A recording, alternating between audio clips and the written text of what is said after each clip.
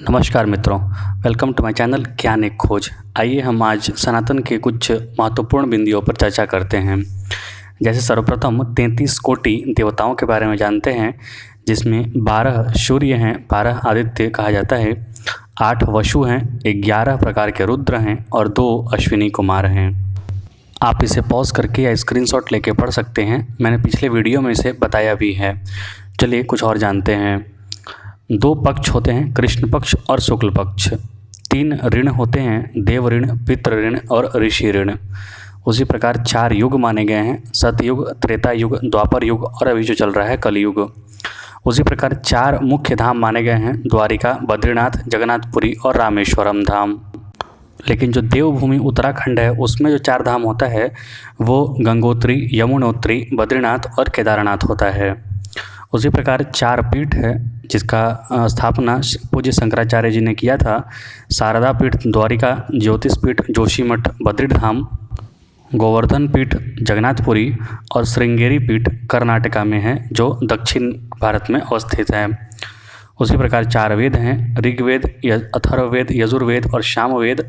4 आश्रम माने गए हैं, ब्रह्मचर्य, गृहस्थ, वानप्रस्थ और संन्यास। 4 अंत हैं, कर्ण, मन, बुद्धि, चित्त और अहंकार। ये चारों आपके अंत माने जाते हैं। ये जब भी चारों आए अंत हो जाता है व्यक्ति का या किस समाज का। पंच गव्य किसे कहा जाता है तो गाय का घी, दूध, दही, गौमूत्र और गोबर, ये पांचों को मिला के पंचगव्य होता है। उसी प्रकार पंच तत्व हैं, पृथ्वी, जल, अग्नि, वायु और आकाश। इसी में ये पांचों जो हैं ये पांचों ही पृथ्वी के जो धर्म के ध्वजा रक्षक भी हैं। जैसे कि जहाँ भी धर्म की हानि होती है वहाँ पर ये अपनी क्रोध को भूकंप से, वायु की ज़्यादा वर्षा से, सुनामी से अपना प्रकट करते हैं क्रोध को। उसी प्रकार 6 दर्शन हैं, वैशेषिक, न्याय, सांख्य योग, पूर्व मीमांसा, दक्षिण मीमांसा। सप्त ऋषि हैं, विश्वामित्र, जामदग्नि, भारद्वाज, गौतम, अत्रि, वशिष्ठ और कश्यप मुनि। उसी प्रकार सप्तपुरी है, अयोध्यापुरी, मथुरापुरी, मायापुरी जिसे हरिद्वार कहा जाता है, काशी, कांचीपुरम, शिव कांची और विष्णु कांची 2 भाग में बटा हुआ है वो, अवंतिका और द्वारिका। कांचीपुरम में शंकराचार्य का मठ भी है वहाँ पर, जिसे 5वां मठ माना जाता है। अभी वहाँ के शंकराचार्य पूज्य श्री विजेंद्र सरस्वती जी महाराज हैं। 8 योग हैं, यम, नियम, आसन, प्राणायाम, प्रत्याहार, धारणा, ध्यान एवं समाधि। उसी प्रकार 10 दिशाएं हैं, पूर्व, पश्चिम, उत्तर, दक्षिण, ईशान, नैऋत्य, वायव्य, अग्नि, आकाश एवं पाताल। यही 10 दिक्पाल भी माने जाते हैं।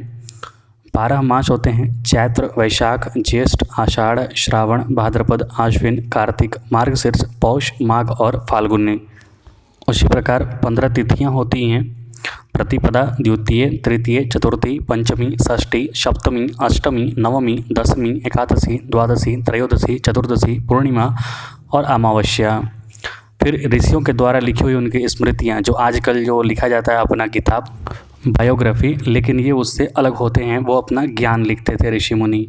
तो मनुस्मृति, विष्णु स्मृति, अत्रि स्मृति, उसी प्रकार हरित, यज्ञवल्क्य, उष्णा, अंगिरा, यम, आपस्तंभ, सर्वत, कात्यायन, बृहस्पति, पाराशर, व्यास, सांख्य, लिखित, दक्ष, सातातप, वशिष्ठ, ये सारे ऋषि हैं। इन्होंने अपनी अपनी स्मृतियाँ लिखी हैं, मतलब अपना अपना ज्ञान जो इन्होंने लिख रखा है वो आप पढ़ेंगे तो पूरा संपूर्ण आपको ज्ञान की प्राप्ति होती है। उसी प्रकार हम जानने की कोशिश करेंगे। बहुत सारी किताब में हमने पढ़ा है कि शंकराचार्य, जो आदि शंकराचार्य हैं, उनकी जन्म तिथि 7वीं शताब्दी में बताई जाती है, 748 ईस्वी के आसपास बताई जाती है। लेकिन जो हमारा कांचीपुरम का शंकराचार्य हैं, जो परमाचार्य थे, जिन्होंने बहुत सारे विद्यालयों की स्थापना की थी, चंद्रशेखरेंद्र सरस्वती महाभाग, और उसके बाद हुए जयेंद्र सरस्वती महाभाग, और अभी वर्तमान में है विजेंद्र सरस्वती महाभाग। मुझे दोनों शंकराचार्यों से मिलने का पुण्य सौभाग्य प्राप्त हुआ, जयेंद्र सरस्वती महाराज से और विजेंद्र सरस्वती महाराज से। हालांकि 2018 में जयेंद्र सरस्वती महाराज की मृत्यु हो गई, देहावसान हो गया।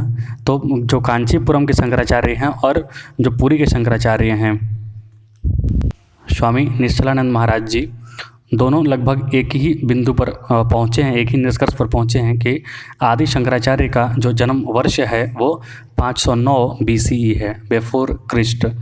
और मतलब अभी जो डेट हमें पढ़ाया जाता है एनसीईआरटी किताबों में, वो लगभग उससे 1000 वर्ष का हेर फेर होता है उसमें। बड़ी भारी गलती है ये आखिरकार। इसको आप पॉज करके पढ़िएगा, इसमें बताया गया है, परमाचार्य जी ने बताया था, the age of river sand at Kalady river Kaladi confirm that Adi Shankara was indeed born in the year 509 BC which is 2500 years back. लगभग 2500 साल पहले उनकी जन्म हुआ था, जो कि आज का केरल है, उसमें कलादी एक गांव था, वहीं पर रिवर सैंड के हिसाब से उन्होंने वो बात की है साइंटिफिक एविडेंस के आधार पर। तो हमें अपने शंकराचार्यों पर, अपने गुरुओं पर विश्वास करना चाहिए, क्योंकि बहुत सारे राजाओं महाराजाओं का डेट जो होता है वो फिक्सेशन हमारा अभी तक सही से नहीं हो पाया है। हम लोग विक्रमादित्य, जो राजा विक्रमादित्य हैं, उसी के टाइम फ्रेम में बहुत ज़्यादा ऊंच नीच आता है। कभी कोई पहली शताब्दी बताता है, कोई चौथी शताब्दी बताता है, तब तक एग्जैक्ट टाइम फ्रेम हमें नहीं ज्ञात हो पाया है।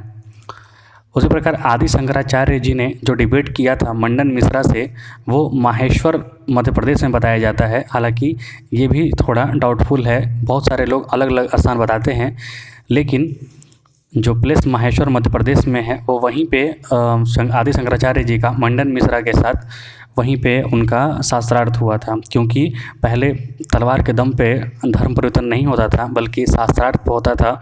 किसका शास्त्रार्थ, किसके गुरु, किसके जो बुद्धि है वो ज़्यादा तेज है, कौन आत्मशक्ति को और स्वयं को परमार्थ की ओर लेके जा रहा है, वही धर्म मानने योग्य होता था। ये पी मुरलीधर राव जी भारत के मंत्री हैं, इन्होंने भी एक ट्वीट किया है माहेश्वर मध्य प्रदेश के लिए। महाकाव्य रामायण में महिष्मति के रूप में वर्णित नर्मदा नदी के तट पर मंदिर का यह सुंदर शहर अपने आध्यात्मिक महत्व के लिए जाना जाता है। आदि गुरु शंकराचार्य और पंडित मंडन मिश्रा का प्रसिद्ध शास्त्रार्थ यहीं पर हुआ था। यह अहिल्याबाई होलकर की राजधानी भी रही है। आजकल के टीवी डिबेट में आप देखते होंगे कि कितना हो हल्ला हंगामा करता है, सब चिल्लाता है एक दूसरे पर। लेकिन जब आदि शंकराचार्य और मंडन मिश्रा का शास्त्रार्थ हो रहा था और उनकी पत्नी जो अंपायर बनी हुई थी, कहने का मतलब उन्हीं को तय करना था कि कौन जीते, कौन जीता कौन हारा, तो उनको एक समय ऐसा आया कि उन्हें वहाँ से कुछ क्षण के लिए अलग जाना पड़ा। तो उन्होंने गेंदा का फूल का माला बनाकर दोनों के गले में डाल दिया था और कहा था, आप शास्त्रार्थ कीजिए, ये फूल ही तय करेंगे कि कौन जीता कौन हारा। तो जब वो वापस आई तो उन्होंने देखा कि मंडन मिश्रा का जो गेंदा का फूल है, जो माला चढ़ा हुआ था उन पे, वो मुरझा गया है। तो उन्होंने उसी समय आदि शंकराचार्य जी को विजयी घोषित कर दिया था। इसका कारण था कि आदमी के पास जब तर्क समाप्त होने लगता है, बुद्धि काम करना बंद कर देती है, तो आदमी क्रोध आवेश में आ जाता है और उसी आवेश और तप से, क्रोध से वो फूल मुरझा गए थे और आदि शंकराचार्य जी विजयी घोषित हुए थे। मिलेंगे नए वीडियो में। बहुत बहुत धन्यवाद, आभार। कृपया लाइक सब्सक्राइब कर दें।